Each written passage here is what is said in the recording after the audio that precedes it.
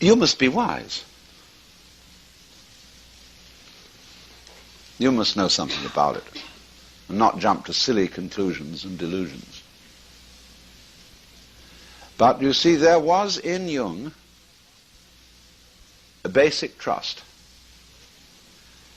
More than the creepy crawlies and the ghoulies and ghosties, the collective unconscious was a source of wisdom. A formative pattern which, if allowed to develop in the right way, would integrate the individual, so that all his conscious functioning would become like a flower. And you know how a flower is balanced.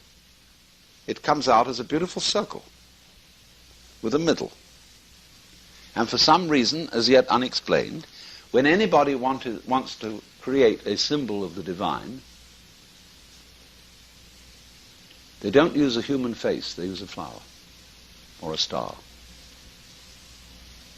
The rose window, the lotus. When I think what I want, I try sometimes to figure out what I would really like to have, what I like to look at. I eventually settle for a flower. It's why they bring flowers to sick people in hospitals. Take a morning glory and look at it. Did you ever see such a thing? Well, they say in a Freudian explanation, you're using that as a substitute for a vagina. Well, I say that's not an answer to a question, it raises a new one. What's so interesting about a vagina? See, the only thing my father and I don't agree about is sex. We agree about everything else, religion and so on. But sex, he's just old-fashioned. And he said, nature makes this activity extremely pleasant in order that the species will continue, so that we will be sure to go on. But you must be very careful not to do it just for the pleasure of it, but remembering the responsibility of continuing the species.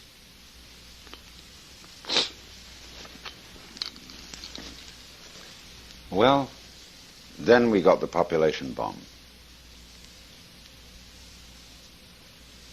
And is that going to be solved by chastity?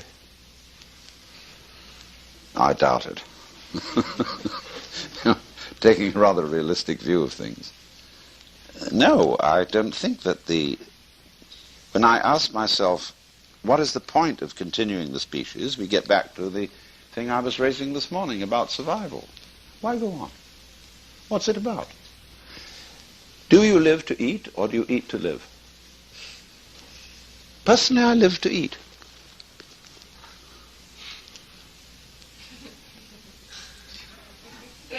And I don't reproduce children, although I've done my bit on that, rather a little too much. But I think that the point of having life going on is so that we can have sex. It's a good thing in itself. It's like dancing.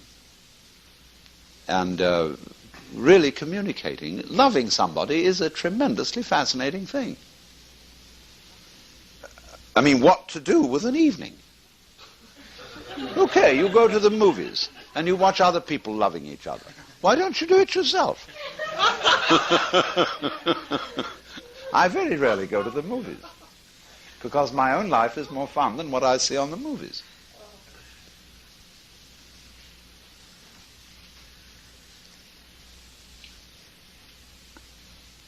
Now, will you see what I'm doing? I'm ringing around a whole lot of subjects and ways of looking at certain topics which show us that it ain't necessarily so. Things are not necessarily what they seem. And